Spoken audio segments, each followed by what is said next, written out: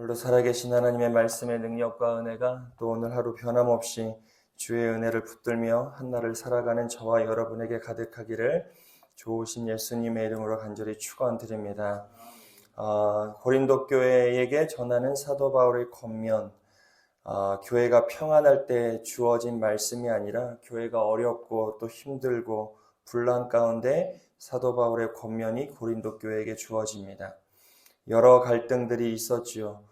교회 내에 사람이 중심이 되어 분파가 나누어져서 사람 간의 갈등이 이루어지기도 했고, 또 주어진 말씀에 대한 오해 때문에 우상의 음식을 먹어야 되냐 말아야 되냐라는 문제, 또 은사가 자랑의 도구가 되어져서 은사가 교회와 공동체의 유익과 덕이 아니라 성도의 마음에 상처를 주는 일들도 고린도 교회 가운데 있었습니다.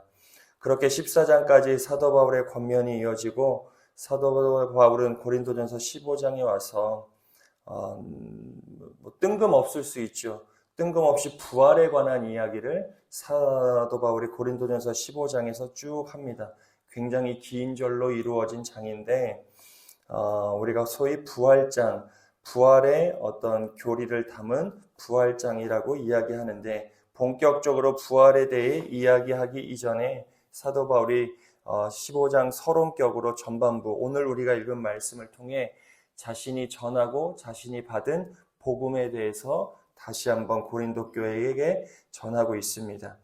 이 말씀이 주어진 위치가 또 중요하죠. 고린도 교회 여러 갈등을 다루다가 사도 바울이 고린도전서 15장에 와서 복음에 대해서 이야기한다. 교회의 갈등, 성도들 간의 분쟁, 서로 간의 상처를 주고받는 상황 가운데 사도 바울이 복음에 대해 다시 한번 이야기하는 이유가 있다는 것입니다.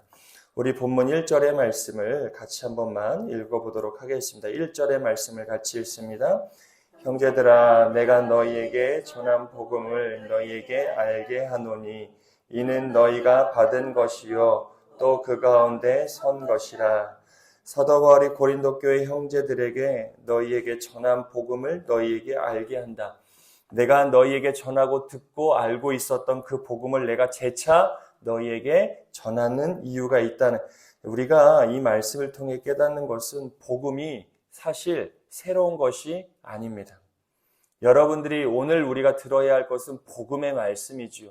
새로운 말씀이 아닙니다. 복음이에요.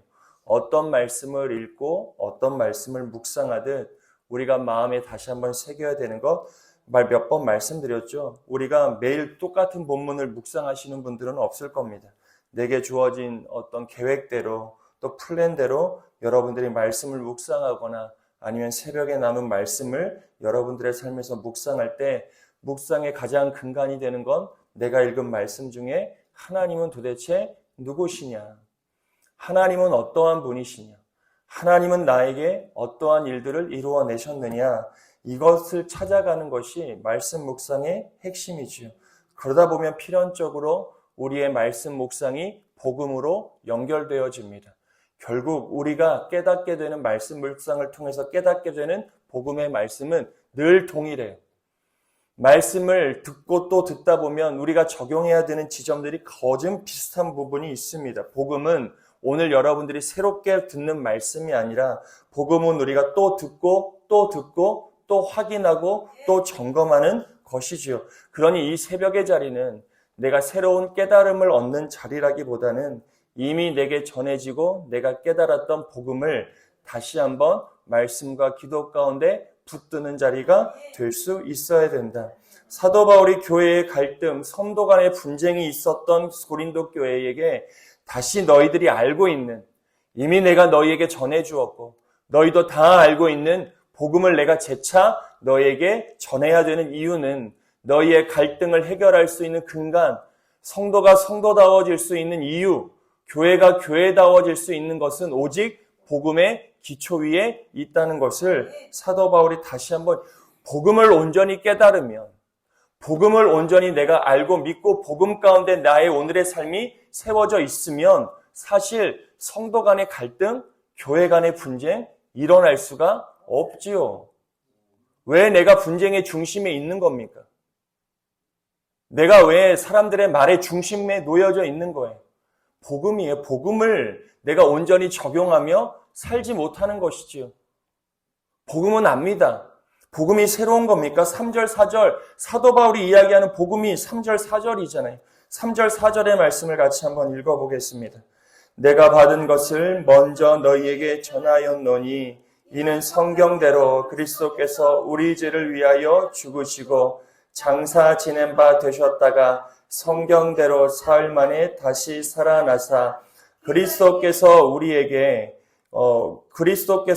죄를 위하여 죽으시고 성경대로 사흘 만에 다시 살아나셔서 믿는 모든 자에게 산 소망이 되어주셨다는 이 복음의 말씀이 내 삶의 기초가 되고 내 인생의 정체성이 된다면 내가 오늘 어떤 삶을 살아가야 하는가 자명합니다. 주님이 나를 위하여 죽으셨다는 게 내 마음 가운데 새겨지면 주님이 나 같은 죄인, 나같이 고쳤을 수 없는 나 같은 사람을 구원하시기 위해 십자가에 죽으셨다.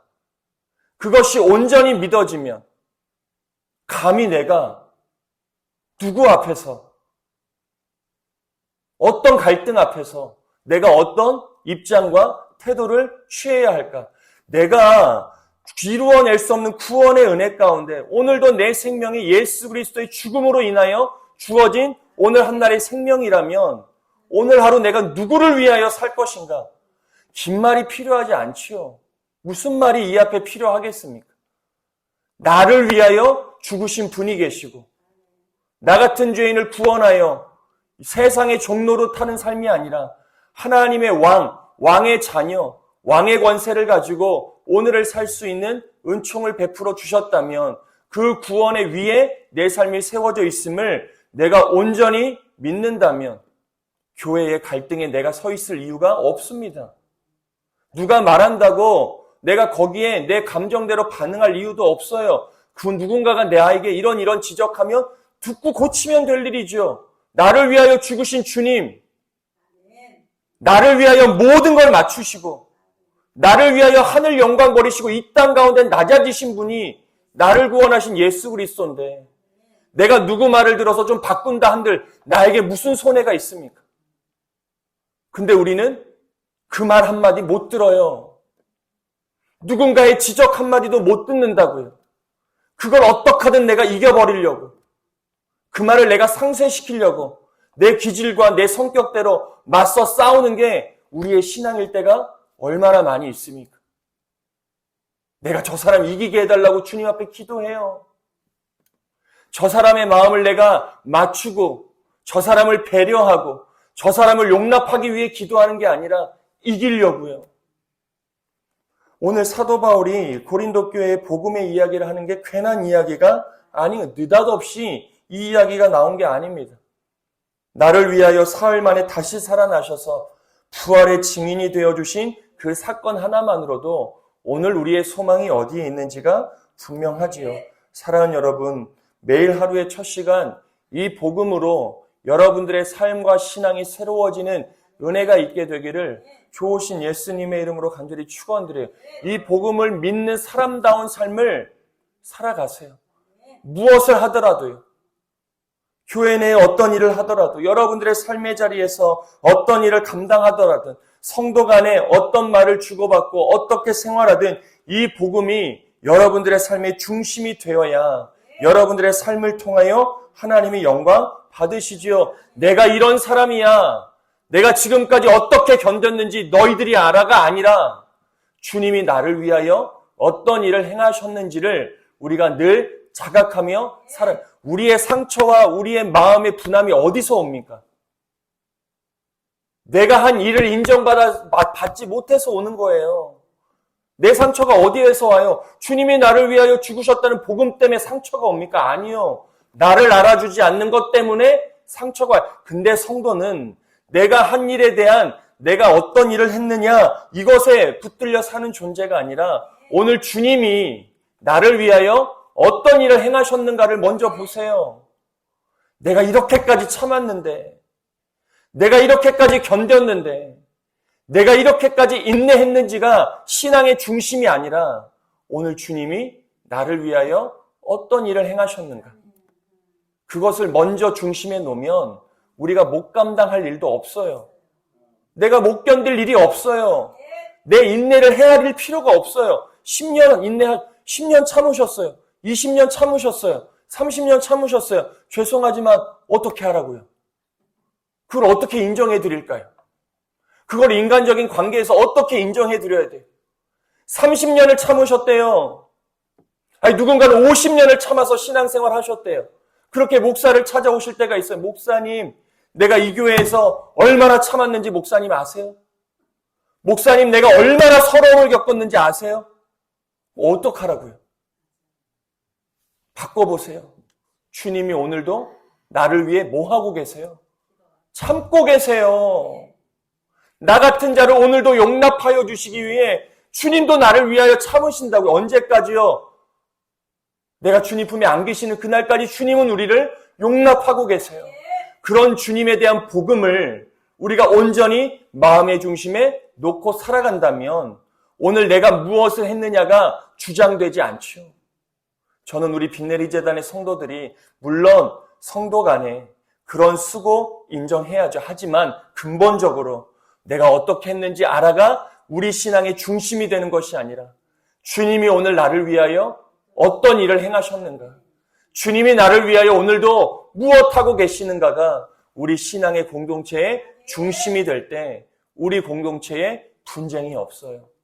우리 공동체의 갈등이 사라져요. 모든 성도가 그 복음의 중심으로 모든 수고를 감당하는데 그 복음의 중심을 붙들고 온 성도가 신앙하는데 그 사이에 무슨 갈등이 있겠습니까? 우리 교회 갈등이 있어요? 우리 교회 분쟁이 있습니까? 우리 교회 어려움이 있어요? 그렇다면 우리 교회가 다시 복음으로 돌아가야죠. 인간적으로 누가 그것을 해결해 줄 수가 없어요. 목사가 그거 해결 안 됩니다. 장로님이 해결 못해요. 어떤 권사님이 그 문제를 해결하지 못합니다. 주님의 복음만이 우리 교회의 갈등, 분쟁을 해결할 수 있는 거예요. 온 성도가 이 복음 가운데 온전히 섰을 때 교회 내의 어려움, 성도 간의 갈등도 사라질 수 있는 겁니다. 사도 바울이 이야기한 이 복음, 이것이 내가 너희에게 허투루 전한 것이 아니다. 3절, 4절 보면 성경대로 이 일이 이루어졌다. 성경대로 이루어졌을 뿐만 아니라 이 모든 복음의 증인이 5절에서 8절 수많은 사람들을 통하여 증거되었다. 게바 베드로에게 부활의 주님이 보이지 않았느냐. 12제자에게 배신하고 도망쳤던 12제자에게도 주님은 찾아가 자신의 부활을 드러내셨다. 500여 형제에게도 주님의 부활은 증거되었다. 야고보에 보이셨고 모든 사도에게 보이셨고 마지막 만삭되지 못하여 난 자 같은 나에게도 주님의 부활이 보여졌다는 거예요. 그러면서 무엇이라고 이야기합니까? 내가 사도라 칭함받는 걸 감당하지 못한다. 왜요?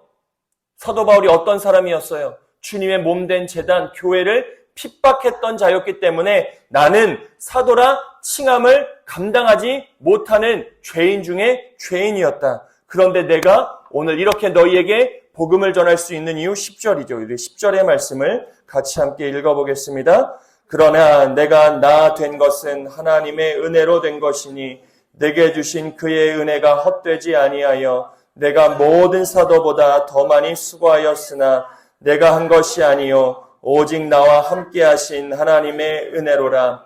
바울의 정체성은 과거에 만삭되지 못했던 교회를 핍박했던 죄가 그의 정체성이 아니었어요. 그는 오늘 내가 수고할 수 있는 하나님의 은혜, 내가 사도라 칭함받은 하나님의 은혜를 붙들며 살아갔던 하나님의 사도였습니다. 과거의 죄에 붙들려 끊임없이 내 마음의 상처를 매번 들추어내며 내가 진짜 이런 존재였는데 내가 이런 일까지 하면서 내가 사도로 핍박받고 내가 수고하면서 매질당했던 그 기억에 붙들며 살았던 자가 아니라 오늘 내가 하나님의 사도라 칭함받았던 하나님의 은혜를 붙들었던 하나님의 사도였어요. 사랑하는 여러분, 저와 여러분이 오늘 이 은혜 가운데 오늘 한날의 삶이 세워지기를 좋으신 예수님의 이름으로 간절히 축원드립니다. 오늘의 은혜를 붙들며 사세요. 왜 어제의 상처를 붙들고 사세요? 왜 5년 전, 10년 전, 20년 전 내게 행했던 저 사람을 붙들며 오늘을 신앙하세요. 그러니 오늘의 은혜가 내게 능력이 안 돼요. 오늘 은혜 잠깐 받아도 돌아서면 또 그 상처에 붙들려 씨름하며 살아갑니다. 그 얼마나 안타까운 삶이에요. 오늘 내가 복음을 다시 한번 붙든다는 얘기는 과거의 모든 죄의 사슬을 끊어내고 오늘의 은혜 가운데 살아가겠다는 결단이지요. 그러니 매일의 삶을 새롭게 사세요. 주의 은혜를 붙들며 그렇게 사는 겁니다. 그리고 복음의 중심을 붙들었던 사도 바울은 다른 사도보다 수고했던 거에 대해 뭐라 이야기하지 않아요. 그것은 자신의 삶에 놀라운 변화의 증거였어요. 내가 복음의 중심을 붙들며 복음 가운데 살아가니 내가 다른 사도들보다 더 수고할 수 있었던 것도 하나님의 은혜다. 내 수고 알아줘. 고린도 교회 성도들아, 내가 너희를 위하여 핍박받고 매질당했던 거 그거 기억해가 아니었어요. 내가 복음을 붙들며 너희들을 위해 수고할 수 있었던 것도 다 하나님의 은혜였음을 사도 바울이 고백하죠. 이게 성도의 수고의 중심에 있어야 될 고백이에요. 인간적으로는 내 수고 안 알아주면 섭섭합니다. 내가 마음 쓰고 그 마음을 알아주지 않으면 섭섭해요. 우리 인간이 가질 수 있는 감정입니다. 당연해요. 하지만 이걸 당연하게 여기는 것이 아니라 이걸 넘어서야죠. 복음을 붙들며 내가 좀 수고하고 내가 마음을 더 쓰고 내가 때로는 돈도 쓰면서 내가 성도들을 위하여 하나님의 나라를 위하여 수고할 수 있는 게 뭐 때문인 거예요? 오늘 내게 베풀어 주신 하나님의 은혜로라. 그렇게 살아가는 걸 하나님이 기뻐하신다고요. 근데 왜 안 알아준다고? 인정해주지 않는다고? 내 마음을 몰라준다고? 사람들은 그 마음 알 길 없습니다. 왜 그걸 알아달라고 하세요? 그것 갖고 섭섭하면 안 되죠. 못 알아주는 게 당연한 거예요. 알아주는 분에게는 감사하면 되는 거고 못 알아주면 어떤 거라고요? 당연한 거예요. 그게 이상한 게 아니에요. 오히려 우리는 치환하여 내가 그렇게라도 수고할 수 있었던 것도 하나님의 은혜다. 주님 감사합니다. 그러고 넘어가야 우리의 신앙이 건강해질 수 있는 겁니다. 사랑하는 여러분, 오늘 한 날 이 은혜가 저와 여러분에게 꼭 있게 되기를 좋으신 예수님의 이름으로 간절히 축원드려요. 지금도 성도 간의 관계 가운데 갈등이 있으신 분들이 있잖아요. 왜 없으시겠어요? 저 사람 생각만 하면 불편한 사람 왜 없으셔요? 다 있지요. 목회자에게 있겠습니까? 없겠습니까? 목회자도 있어요. 목회자도 매일 새벽마다 기도합니다. 마음 써요. 매일매일 마음도 씁니다. 시간도 드립니다. 돈도 드릴 때도 있어요. 그런데 인간적으로 그 마음이 알아지지 않을 때 얼마나 답답하고 속상합니까? 근데 그게 또 내 마음에 또 남겨지지 않기 위하여 주님 앞에 또 몸부림쳐 기도해요. 주님을 위하여 끝까지 수고할 수 있도록, 주님을 위하여 행할 수 있도록, 이게 모든 게 은혜가 되어질 수 있도록 주여 내 마음과 생각도 하나님이 지켜주옵소서. 오늘 하루 하나님의 은혜로 수고하는 여러분들의 삶을 오늘도 지키시고 돌보시는 하나님을 바라며 이 은혜의 삶을 끝까지 살아내는 저와 여러분 되어지시기를 좋으신 예수님의 이름으로 간절히 축원드립니다. 그리고 11절 사도 바울이 자신이 받은 상처가 왜 없겠습니까? 11절 이렇게 고백합니다. 11절의 말씀을 같이 읽습니다. 그러므로 나나 그들이나 이같이 전파하매 너희도 이같이 믿었느니라. 고린도 교회 가운데 게바가 전한 복음, 아볼로가 전한 복음, 바울이 전한 복음으로 인하여 얼마나 많은 갈등들이 있었어요. 너 이 복음 누구한테 들었어? 이 복음 누구 거야? 다 주님 건데. 게바가 전했다고 게바 거라고 얘기합니다. 나는 아볼로의 복음을 들었다고 얘기해요. 나는 바울의 복음을 들었다고 얘기합니다. 그것이 갈등이 돼요. 네가 더 우월하냐? 이 사람이 더 우월하냐? 서로들 간에 비교하고 자랑하고 경쟁하는 그런 얼토당토하는 일이 고린도 교회 가운데 있는 겁니다. 이에 대해 바울이 이야기하죠. 바울이라고 왜 자신을 주장하고 싶지 않았겠어요? 그런 인간적인 욕구 왜 안 들겠습니까? 좋은 일 있으면 다 내가 있다고 얘기하고 싶지요. 안 좋은 일이라면 내가 뒷걸음질 치고 싶은 게 인간의 마음 아니겠습니까? 사도 바울도 내가 너희에게 전한 게 진짜다. 다른 복음 듣지 말아라. 내가 전한 게 진짜야. 너의 교회를 누가 세웠느냐? 너를 위하여 누가 더 수고했어? 너를 위하여 누가 더 희생했어? 사도 바울이라고 왜 그거 드러내고 싶지 않았겠어요? 근데 뭐라고 얘기해요? 모든 사람이 전한 복음 다 똑같다. 모든 사람의 수고가 다 똑같다. 모든 사람의 헌신 다 똑같다. 게바의 수고도 헌신도, 아볼로의 수고의 헌신도, 나의 수고의 헌신도 다 똑같다. 왜요? 주의 복음이 하나이기 때문에 그래. 이게 쉬운 마음입니까? 이게 쉬운 마음이에요. 우리도 교회 봉사할 때 보면 나는 교회를 위하여 일주일에 2시간, 3시간씩 마음을 쓰고 내가 청소하고 내가 돌보고, 누군가는 주일날 얼굴도 보이지 않고, 주중에 얼굴도 보이지 않고 주일날만 빼꼼아서 그냥 신앙생활할 때 수고한 내가 어떻게 보일 때가 있어요? 얄밉죠. 인간적으로 그런 마음이 왜 안 생겨요? 근데 그것을 동등하게 내가 봐줄 수 있느냐? 이게 오늘 내게 적용해야 될 문제죠. 내 수고는 이만해요. 근데 누가 봐도 저 사람의 수고는 요만큼밖에 안 돼요. 우린 비교해요. 넌 도대체 교회를 위해 뭐 하냐? 근데 사도 바울은 동일하게 놓고 있는 거예요. 저 사람의 수고와 나의 수고와 같은 거예요. 그런 정도의 믿음의 안목이 내게 있느냐? 우리가 이것을 잘 점검하며 적용하며 살아갈 수 있어야 됩니다. 복음은 하나예요. 교회의 중심은 사람이 아니라 예수 그리스도십니다. 사역자가 일주일 내내 교회에 있다고 사역자만 교회를 사랑합니까? 아니에요. 아니에요. 일주일 내내 교회 오지 못하고 주일날 1시간 예배 드리는 그 사람과 저의 마음이 똑같을 수 있는 거예요. 그렇게 서로를 귀히 여기며 신앙할 수 있어야죠.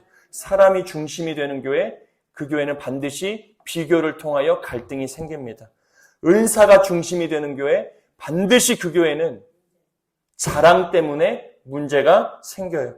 내 생각이 중심이 되는 교회, 반드시 분열되게 되어 있습니다. 괜히 분열되지 않아요. 각 사람의 성도의 생각이 주장될 때, 내 생각이 고집될 때 반드시 교회는 분열합니다. 교회가 복음의 중심 가운데 놓여져 있을 때 감사가 넘치고 서로 겸손해지고 하나가 될 수 있다. 우리 빛내리 제단이, 또 내가 섬기는 제단이 복음 중심으로 이 하나됨을 이루어가는 은혜가 있게 되기를 좋으신 예수님의 이름으로 간절히 축원드립니다. 그리스도께서 오늘 나를 위하여 어떤 일을 행하셨는지를 오늘 하루 깊이 묵상하세요. 여러분들의 갈등이 생길 때 이걸 먼저 묵상하세요. 누군가가 내게 불편한 얘기합니다. 누군가의 모습이 내 눈앞에 거슬려요.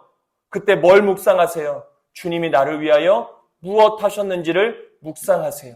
그러면 그 가운데 내 말과 행동이 달라질 수 있어요. 사람을 보는 나의 눈이 달라질 수 있어요. 오늘 주님께서 나를 위하여 무엇을 행하셨느냐? 그 하나님으로 말미암아 오늘 수고할 수 있고 나의 나 된 것 다 하나님의 은혜라 고백하며 그 은혜 가운데 오늘 하루 기쁨과 감사로 살아가는 저와 여러분의 복된 한 날 되어지시기를 좋으신 예수님의 이름으로 간절히 축원드립니다.